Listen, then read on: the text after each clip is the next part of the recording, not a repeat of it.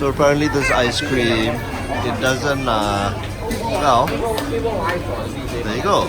See? That's pretty cool.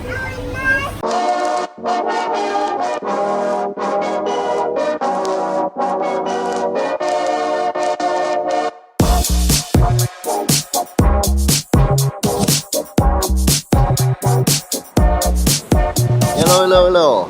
Test. Is this working okay? Okay, I'm testing out a new mic, as you can tell, so that I stand a bit further away from the camera.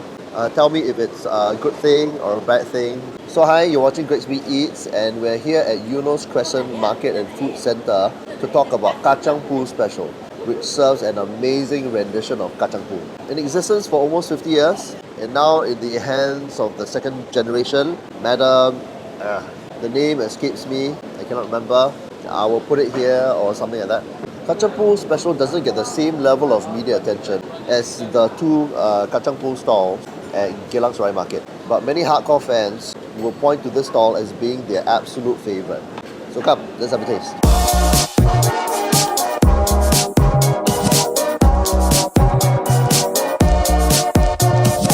Hello, one Kacang Pool please. Makan, thank you.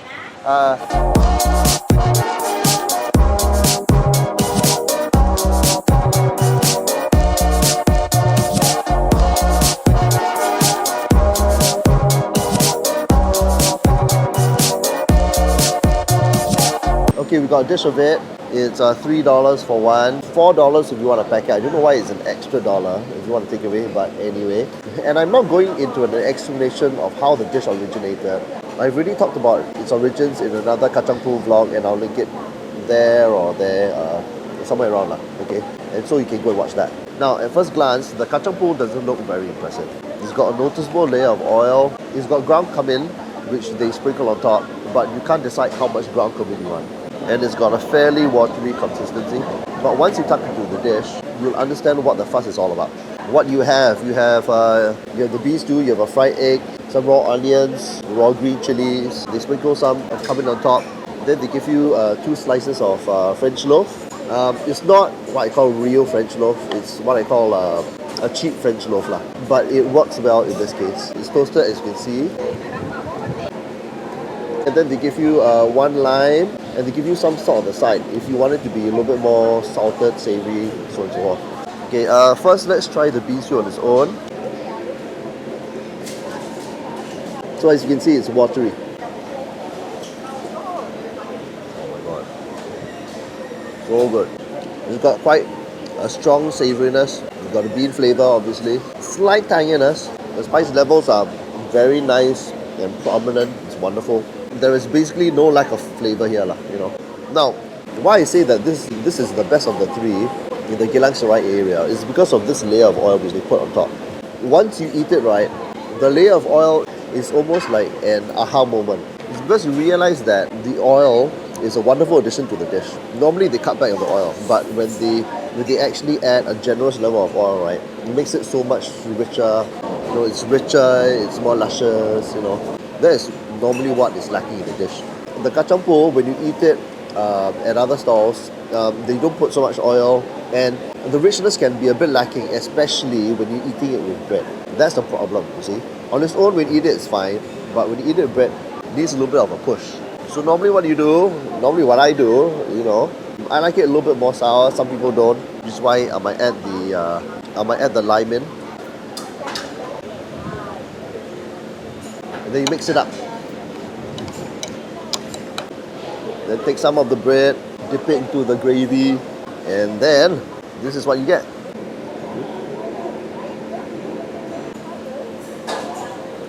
Oh God, so good. So to explain further about the oil, it is something like you have a piece of bread and then you add butter, then you add a spread. Okay, whether it's chocolate, jam, marmite, or in this case, mashed beans. I mean, it is not an exact comparison, but you get the analogy lah. So what you get, when you add a bit of the bean stew, you add a bit of the egg yolk, then the egg, because they give you an egg yolk where it's runny, like this. Oh, God. The mashed beans will give you a little bit of like creamy richness. The flavoured oil, obviously, and then the creaminess and the richness from the egg yolk. So it's 3 different kinds of richness in the dish, and it's wonderful. And the fact that it's slightly watery actually helps when you're eating it with bread, because it means that you can sop up all that lovely gravy.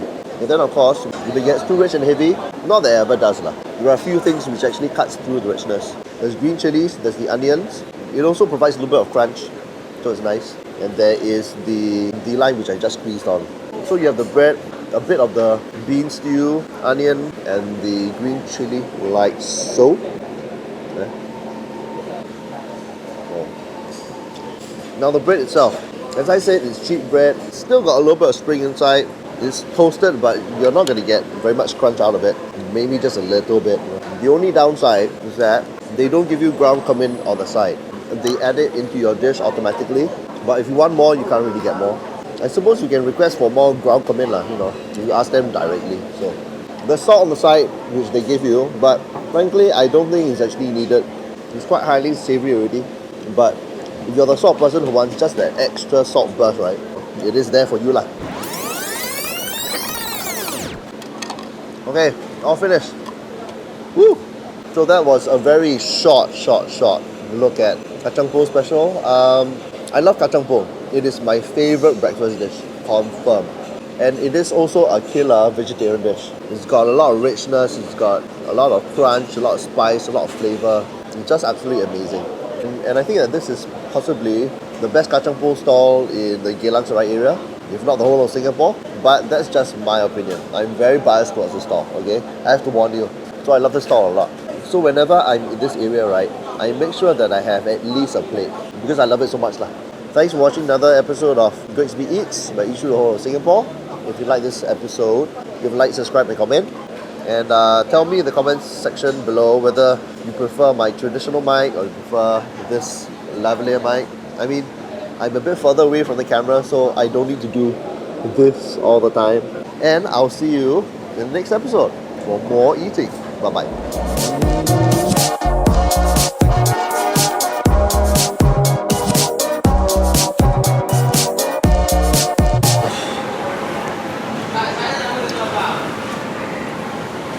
Okay, hi, you're watching Gregsby Eats and I'm testing out a new mic today. As you can tell, I'm standing very far away from the camera because I'm, well, a lav mic of sorts.